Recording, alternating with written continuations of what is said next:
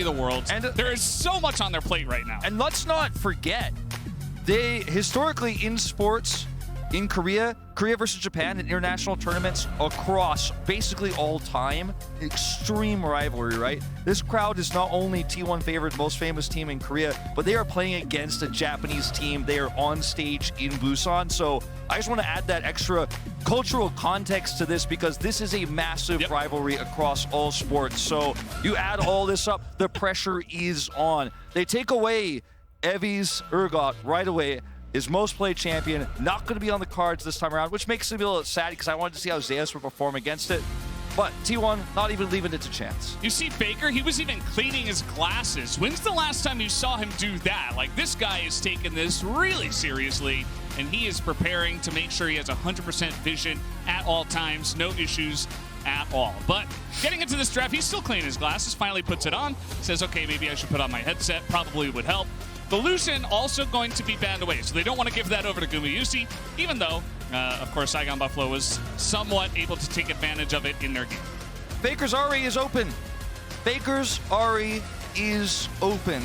Blue side here for T1. I think this is a very, very risky move, but they'll actually prioritize the Wukong here instead, locking that one in first. This gives Yaharong the opportunity to play the Ahri himself, which has been our most priority pick here for the mid lane at MSI 2022. They also have the opportunity to play Viego with it. So you get the Ahri, the Viego, play those together. A very, very LCK way to draft right now in the meta. And then it's going to be them who actually pick up at least the Ahri for the first part of this. Yep, the Ahri seems very obvious. I think, you know, you could definitely match jungler here, pick up the Viego. Ahri Viego definitely extremely strong.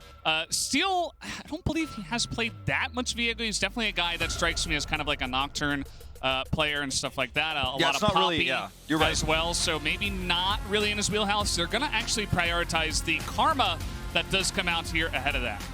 Karma picked early in this draft does give you a lot of control on the bottom side, and you know, it's not really punishable at the moment in this draft for T1 either, and they can play something like the Ezreal with this if that's the style of play they're looking for here for more late game. Ahri can be a very strong side lane champion, and obviously there's a lot of ways that you can play around this Karma. We don't know what it's going to be just yet, but they didn't take the Ahri, but they took Faker's LeBlanc, one of his most iconic champions. And whatever you say is one of Faker's most iconic champions, there's about like 9 of them. You think about LeBlanc, you think about the Azir, but it's the two champions he dominated on most this season. He was my vote for MVP. Actually, I voted for him over carry of the season. Was LeBlanc and the Ahri, and he had the opportunity to pick. He chooses LeBlanc. Jace comes in here blind, very common in the LCK to see this, because we don't see champions like Malphite very often. Wukong already in your composition. It's a pretty safe blind Jace here. And guess what? Zeus is one of the best Jace players that I have ever seen. Certainly at the LCK, he dominates on this pick. He can blind pick it. They first picked it for him as well, you know, because commonly the Ahri will be banned, the LeBlanc could be banned against Faker. So they're like, yeah, sure, Zeus, carry us on the Jace. So they're going to go ahead and go with that, even though we haven't seen all that much Jace here at this tournament just yet. A bit here and there. Because the Ezreal Karma is the bottom lane for DFM. Yeah, this is what I was thinking we were going to see from them once the Karma was locked in. There's nothing T1 could do about that, right, at this stage of the drafting when you have the Karma locked in this early. One of the common responses you see is the Yuumi. That's taken off the board here. And it looks like DFM do want to play a late game scaling 80 carry game here. Not going to be trying to play to that early game strength that got them so much success in the LJL. Not going to try to go fight fire with fire against the bigger fire here of T1. So I really like this approach. We'll see the Xin Zhao removed. And I am really, really curious to see what angle we're going to see with Gumayusi carry here in the bottom side of the map now that the Ezreal's here, because we talked about how much T1 has pulled out weird picks and how much they've had fun with this tournament and this group stage. I wouldn't be shocked if we saw an old throwback of like the Varus coming through here for T1 with this comp. Changes the way it's going to be played, but you could snowball super well. You can lane into this Ezreal very, very well with that. Play lethality. You've got lethality Jace. This very squishy composition DFM is running right now is going to be tough. You see that target ban of the Poppy that does go up against Steel. They're not going to let him play that one here. Also, I love the Aphelios ban against Gumayusi. I think that the Yuumi, Keria, again, as I was talking about before, this guy has such a gigantic champion ocean that maybe, you don't necessarily have to ban that away, but I do like covering their bases with the Aphelios ban here, as the set is potentially going to be the choice here, and it looks like it will be locked in.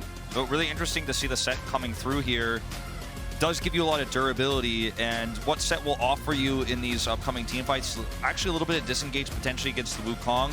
You also become a very strong shield, a blocker for a lot of that lethality damage coming through on Jace. So can be very nice to have that as a great frontliner for the Ezreal. I think Poppy would have been the ideal choice given how this draft has gone so far and Evi's proficiency of the champion, but they decided to switch it back to the set here once that was banned away. A lot of decisions here that Gumayusi could have made. We saw the hover there earlier. Will go back to the Jhin. I think the main reason is because you've got insane poke power with a great front line. Carry on, He's laughing. I knew something was going to be coming out here. Now, if you go for the Pyke Jhin lane, you can get 2 Umbral Glaives. And when you have full vision control with Jace, LeBlanc, no. two vision controllers, you have the Umbral Glaives, you sweep it out, and LeBlanc is going to be finding and murdering people through those those holes, those patches of vision that DFM might, if they fall behind, be unable to correct if there's 2 Umbral Glaives here. Yeah, T1, they definitely have a lot of ways to get in your face and make this dirty and bloody. Let's see what DFM have in store to counter this. Now, we were talking about the Ahri Viego earlier on, obviously a very common duo that we see for mid-jungle. So many plays that you can make with this, and so many ways to enable each other. And that is going to be the choice here for Steel. So he forgoes anything he's super comfortable on, and he will play the Viego that, of course, this guy knows how to play. There's a lot of power with a Viego set, Viego Ahri, because of the CC these solo laners bring to the table. So I think all eyes are going to have to be on Steel and these solo laners in the early game, because there are ways in which you can really start to skew how easy it is going to be for Ezreal to scale towards the later parts of the game. If you can actually get through the first parts of it, Ezreal starts on come online, gets 2 items, you're not too far behind. Yes, you're going to be dealing with vision problems, you're going to be dealing with the lethality Jace that could basically one-shot everybody later on in the game, but I like the way that they rounded this draft out. They weren't ready to commit to the Viego early, but then they were able to pivot to set. They have a jungler that can link the mid and top lanes together. This should be a great game of League of Legends, I'm feeling about this. Yeah, and the fans, we know who they're cheering for here in Busan. It will be for T1, as these guys looked geared up and ready to go. But as you're mentioning, DFM, they got to come in here and be the most prepared that they will have to be in this group. And I'm very curious to see if they can pilot this composition very, very well. Also kind of cool, we get to see Faker up against Yarong once again. This is a matchup we have seen many times over in Korea, and they will meet once again here on the international MSI stage. And even perhaps a matchup people don't think of that much is Faker versus Yutapom, because these are some of the oldest and longest standing League of Legends players in the world in terms of professional play, facing off against each other. It's been a little while since we've seen them clash in a group stage like this, but they will meet here for the first time in this round robin. So a lot of historical context here. Yaharong, of course, formerly of the generic Green Wings. It used to go by Grace, if you guys remember back in the day. Played a little bit on Fredit Brion, so kind of a substitute to Lava, now finds his place on DFM as a replacement for Arya, who then also moved to the LCK. So a lot of LCK history, a lot of rivalry type stuff here between these two teams. You know, Korea versus Japan, T1 versus DFM, Yaharong versus Faker. It's a really cool matchup, even though T1 are massive favorites. The context makes it so much more interesting. Yeah, it's going to be really cool to see this day of MSI wrapped up with our featured matchup here, presented by, of course, Mercedes-Benz. Thank you. And, yeah, I mean, this is Keria back on his Pyke, right? This is one of the first picks, actually, that got people very excited about Keria. He came out on this pick when he was a rookie, and he was like, yeah, I'm just going to take over the bottom lane by myself, like almost 1v3 style. And everybody was like, wait, what? Who is this guy? Like, how did he just do that? And yeah, he garnered a lot of hype very early on in his career, and this was one of the picks that he was able to do it on. He hovers it a lot. People love it. They respect it. Owner's seen here. Oh, they're flashing in. Unipon, he is going to have to flash out as Owner's going in for the kill. That is just barely going to be enough for first blood, as already Gumayusi is on the board. Yeah. Faker going to look for another proc here of Electrocute in the lane. As we jump over that, Observer's like, better make sure we don't miss that one. But a very early kill here given over to Gumayusi on the gen. This accelerates how quickly he can get those lethality items online. Keria is just will give no quarter. He's like, I'm not going to give you any opportunities to try to get any of these minions here as the wave crashes through.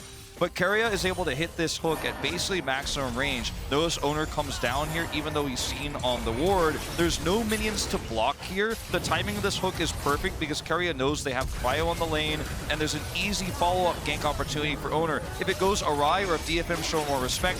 Yaharo's just dead! Faker gonna take him out. Looks like the Ignite was ticking there as Keria, with a casual level 2 roam to the mid lane, is going to help out with that. But this time, DFM, they're going to get their revenge as they set up a nice little gank. Brush, Steel, and Harp in the river. They are able to take out Gumayusi, who is running down the river by himself. So this does really stave off some of the early lead that first blood for Guma is going to give you. So a lot of damage coming through a Faker. He's sitting at like basically no health, basically no mana. He's going to get the maximum value out of the trade. Proc Electrocute again. And he's like, oh yeah, Yarong, you thought you were going to sit and catch this wave at a good at a good amount of health and feel good about yourself while I back? No, I'm going to actually take that away from you. We'll have to chug through those pots. Yes. The good news for DFM fans is that the kill onto Gumayusi means that it does give Ezreal a little bit more of a free time here. As Faker sets it up. Hashtag just Faker things. Keria's here. Yep. Chains land. Can't miss your pike hook when they're rooted in the ground. You know, Guma gets caught here, unfortunately. You could tell based on how he was moving, he was like, oh, there's a pretty good chance they're here. They're not on the bottom side of the map. And that does give Ezreal a little bit of breathing room here for Unipon. He could have taken it a little bit slower and just run through his own jungle. But Guma, he's a very confident young player. And generally, he doesn't make too many mistakes. But if he does make them, they'll look like that. You know, he's like, no, I can just do whatever I want. And yeah, gets punished for it. So really nice response out of the side of DFM. You've got to get something going when already 2 are making it happen. And a counter gank could come in here as Keria's going to get stunned up. Do they have the damage? Yes, they do. Steel able to pick that one up as now DFM will strike back in a big way. They're looking for the hook potentially from Steel. He's just going to get over the wall.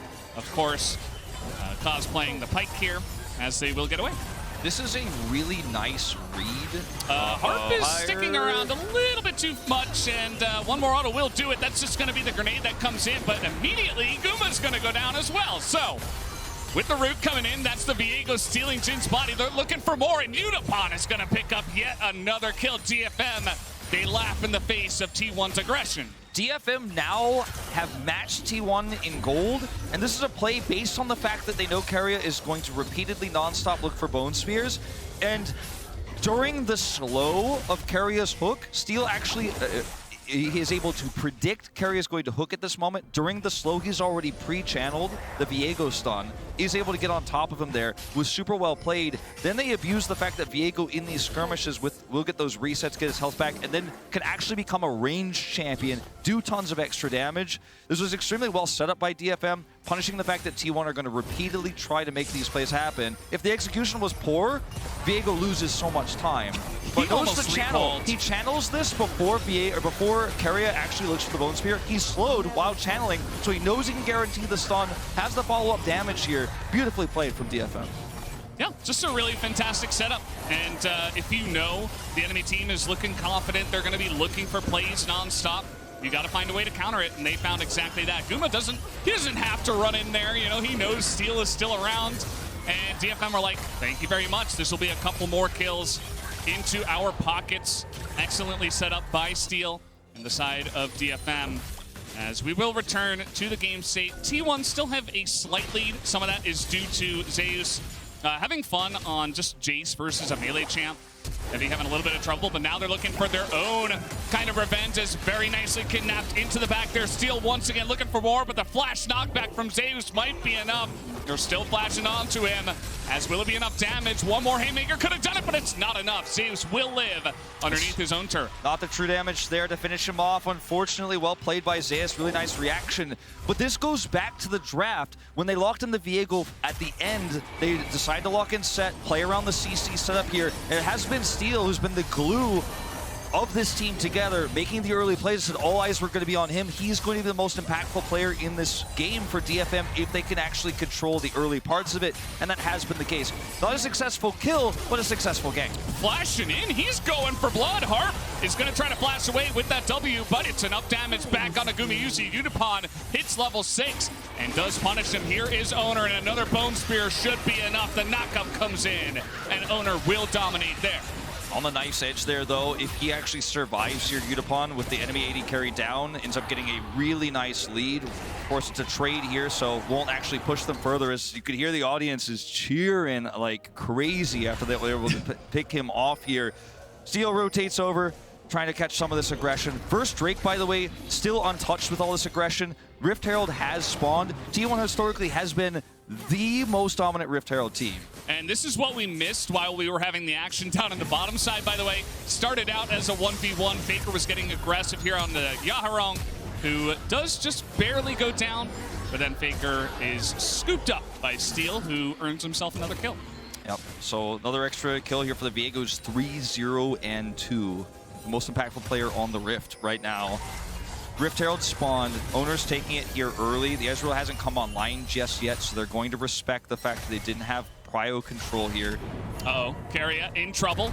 Setting up the gank brush again. The damage should be there. Steel is so fed as he doesn't have his ultimate. No Heartbreaker will be able to come through here, and that is why Keria will survive. Yeah. As at least he does survive. He does survive because the Heartbreaker was used earlier, Flash was used earlier. But it does mean that they have to take the longer road here, which is going to cost Gumayusi a lot of CS. Going to give a plate over to Unipon. These moves are impactful even if it doesn't lead to a kill, because it also means control bottom side as wave crashes through. Give Steel first Drake priority here. A Mountain Drake will go over to DFM.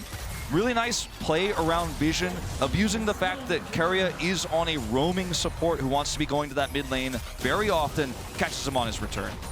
Yeah, and I think that DFM have done a wonderful job of shoring up a lot of the early aggression from the side of T1. This top lane does continue to be a bit of a sticking point here. I think that Zeus is pretty much having a free lane, of course, outside of that one play where they were trying to set up the kill onto him. But other than that, he has a almost 40 CS difference. Once Heavy picks up this wave, it will shore up a little bit. And he already has 2 plates as well. So that is a lot of where that gold lead is actually coming from for T1. Yeah, and Yarong is going to, again, just be harassed here by Faker. A lot of this is, the forcing we're seeing from Zeus, the pressure we're putting on is because he knows the jungler's on the other side of the map. So he's playing so well around this strong side because he knows how much pressure DFM is trying to put onto Keria and Gumayusi. So really well played by him. So we do have a group up here in the jungle from T1. We were talking a lot about Steel. By the way, he did pick up the MasterCard Mythic item of the Divine Sunderer at 9 minutes and 52 seconds. So this guy is insanely fed right now as Heavy trying to go 1v1 once again, but Zeus does not have turret aggro. Will miss the accelerated shock blast, but he is fine. He will survive against that aggression. Yeah, just using his ult to actually get a back here, so he's not going to end up losing out way too much. Yaharong will get rooted. Steel is here, though. Can he bait him in? The Ignite is ticking as Steel with the flash stun. That's still going to be a kill, though, for Faker as he picks it up. Distorts away from the Heartbreaker, and Faker dodges a charm, picks up the kill, and that will be that. Yeah, in terms of mechanics here across the board, I don't think anyone is going to doubt that Faker versus Yaharong, heavily favoring Faker. We're seeing it here. Yes, he was punished the one time, but he's sitting at 3-0 and or 3-1-0, excuse me. He's up 10 CS, and he's playing LeBlanc, which is going to be so impactful if T1 can get a lead and control that vision. Because we are going to see Pyke pick up the glaive later on in this game. He is going to make it so difficult for DFM to know where Faker is at any given point in time. So Faker being accelerated at this stage of the game is something that DFM fans should be extremely worried about, because getting to that point way faster than LeBlanc is supposed to be in an even laning phase is it's just a disaster. It's going to lead to so many problems for DFM's fairly squishy composition.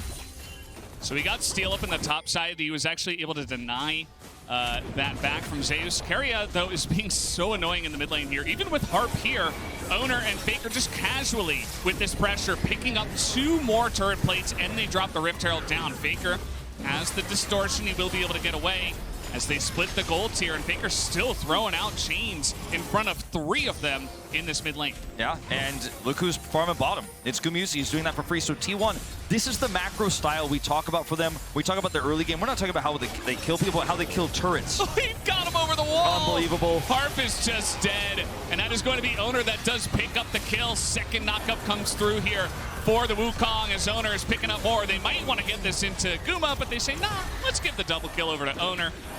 He wants the MVP notice anyway. Steel had such a great early game. They were really finding impactful ganks. They were able to catch up in T1's gold. The second Rift Herald's taken, though, they force it mid, grab plates. You see Gumusi pushes bottom side. They have control of the forces. Faker is going to get charmed. But the vision that you could see, if you look at the bottom right of the map here, is just insane here for T1. Look at all of these wards they have. Look at how deep this vision is. You cannot make any plays there. You cannot safely protect Udapon. So notice Udapon comes back to the lane. He's like, oh, I'm in trouble. I have to back away. He's losing CS. He's losing farm. He's 30 CS down right now. This is T1's macro. This is their domination. This is why people are so afraid of facing this team in the early game. You get an inch, T1 takes a mile with it. And so many plates going over to these impactful carries. Yeah, it's very true. And, you know, some of the CS differences as well, very noticeable. Still a huge one in the top side, but also Gumusi with a very nice lead in the bottom lane. Will we see another Bone Spear hit? They're going for Harp. He's just so squishy, but Udapon is fighting back. The heal comes through. The stun is going to be flashed away, but Harp will be taken out by Keria. And now Udapon is all alone, but they're not going to, or will they? Bone Spear considered, and Keria just goes down. Udapon laughs at him and just takes a kill for himself. He has Prowler's Claw. He's thinking he could actually burst him down there. It has enough damage, but unfortunately it's an Ezreal. Udapon doesn't miss his skill shots there at basically point-blank range. He's able to take him out. In fact, if Gumusi's back there was somewhat disrespectful, he gets caught there. He dies too. Udapon is going to pick up some much-needed extra gold. Udapon, I'm not sure about this one. You have red buff on you, and Owner this time will get the last laugh as he flashes onto you and kills you. They have no real vision of this part of the jungle. There's a ward near the Drake pit, so I think that's why he felt comfortable he could actually push that wave out before backing. They saw him coming. He like threw out a Q, and then he was like, nah, you know what? It's okay. I'll be fine. It was not okay. But Faker still feels like he's having a lot of fun here in this mid lane. As trying to get this one down, the smite will come through from Owner. Even though he does get rooted, he is totally fine. And the Cloud Soul, perfect. Shout out to our co-caster, Atlas. Cloud Atlas, no doubt watching from home, loving the Cloud Souls that we've had so far. I mean, when you look at the top side, it's been so interesting because this tournament, hold that thought, Gumusi very far forward. He's in a lot of trouble, and with this teleport coming in, well, he will be able to flash away from it as Evie is looking for a bit more. He will ult the clone. Fooled this time, I suppose, as the Bone Spear is going to come through. And now we open up for Guma. That's one snipe. Looking for the second. He should be able to hit. No, he hits Udapon, actually, so not going to be quite enough damage, and the rest of them will get away. This is an extreme poor macro call as well from DFM to try to force this fight here. Take your loss. You didn't get Guma. That's enough. They commit the teleport here for Evie. You know, after the first initial pick fails, he ults the clone, as you mentioned, but he gives a turret to Zeus. He's not coming. He's not interested. He's going to get more gold. He's going to soak up the map. The bigger objective is on the top side right now. Yeah, no, it's very true. And I just feel like there has been way too much disrespect of Udapon's Ezreal in this game from T1. Like, the guy does not miss. Yeah, you're also running straight at him. Like, come on. He can do it. He's going to hit you. Baker nearly gets charmed there. But at the end of the day, does look like DFM will be able to run away. Look at the items here for Evie. You know, unfortunately, this is the matchup that the analyst test was really focusing on. And because there's been so much action on the bottom side, we haven't really been able to focus on it. The observers haven't really been showing it that much. But we're now looking at nearly a 60 CS lead. Eclipse is done. Muramana is completely depleted. Whereas we're looking at like a Hearthbound Axe, okay, and an Iron Spike Whip here for Evie because he's so extremely far behind. He cannot duel, he cannot find anything, he doesn't have damage, he's not very survivable. Now he's finally got the Stride Breaker. Had that earlier, might have been a little bit more impactful in that last skirmish, but he's so extremely far behind. Doesn't have a turret to operate around now. And every time there's a lull in the action, I behoove you fans, look at the map and where the vision is. For the first time, DFM a little bit of vision bottom side, but the Drake's not up for 3 minutes. It's not relevant vision. And this is why I said DFM is not so great at controlling vision around objectives. The steal will get rooted. Oh boy. Faker is getting pretty low, but he knows that they do not have enough damage to take him down. Keria is able to get on in there, but this last second shield comes through and Steel will just barely survive. Although we should back there. And well, Gale Force is just going to take him out. He knew that, you know, he was just a little bit too slow, not quite able to get away from that one. How many times Balance tonight? Oh no, Evie's in trouble. How many times we watch somebody barely survive and then back in a bad place? Yaharong able to root him up. Who's trapped in here with who, though? It is 3v1, so it is Owner absolutely trapped in. And he will be taken down in front of all three of them. A bit of an overstep, shall we say. There's a lot of CC on this team for DFM, so we'll get locked down there.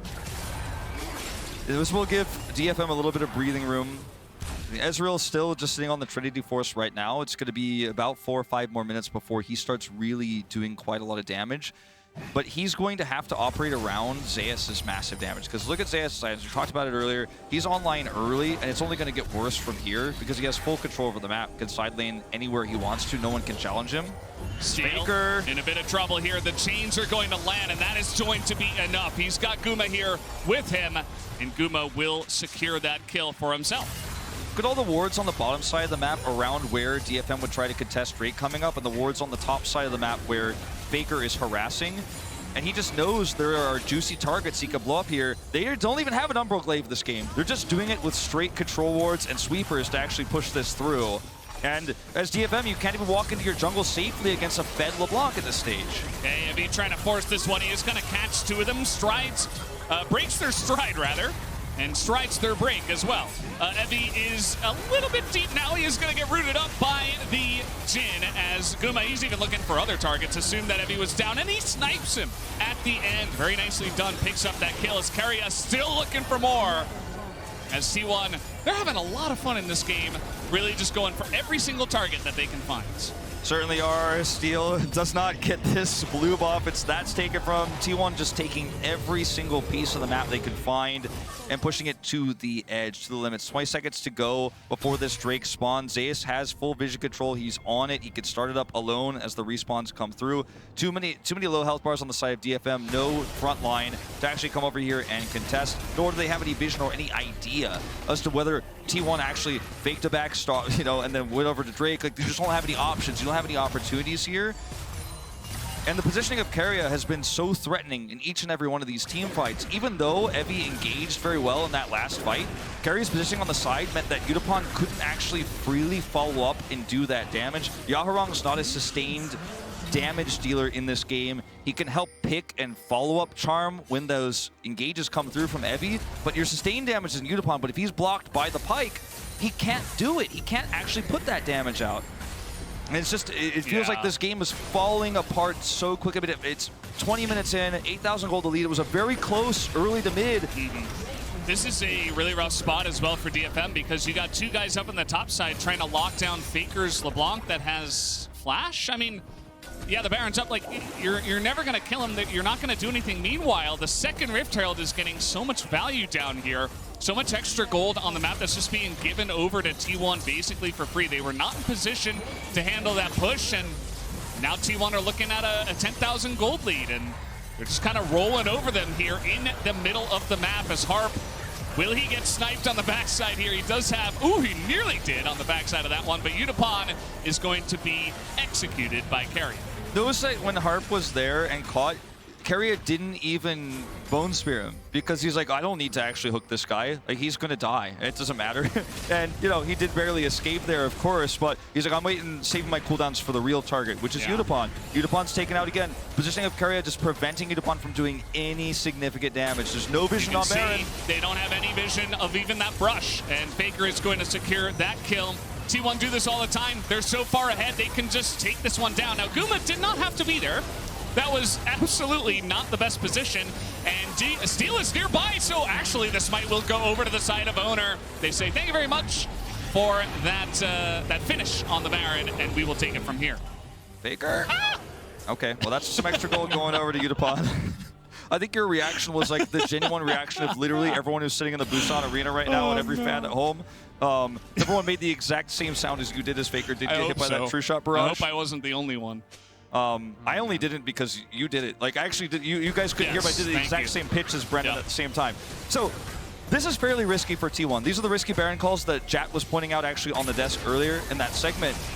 They have enough damage here because they're so far ahead and their carries have been fed so heavily. But Gumayusi is an AD carry, not a frontliners. Here we go. Guys, Zeus is like he's not a freight train, he's like a giant cannon, okay? As Evie is, wow, yep, that's the cannon. He took a little while to reload, but then he just shot you in the face, so down he did go. And the cannon wins with the reload as Udapon, at least, I suppose you could say he is picking some gold up off the map, but... and if it were a closer game, it would be relevant. Yeah. But, you know, sadly in a game like this, yeah, sad bees. In a game like this, I mean, he's trying his best, and he will just barely escape here from Faker's chains. But it's just too far gone at this stage, and a lot of it was just based around really good back row plays from T1, Carria's positioning. And 21 kills to 10, not a number you really see at an international tournament again. These are things that we are not used to seeing, but we have so many dominant teams here. RNG, T1.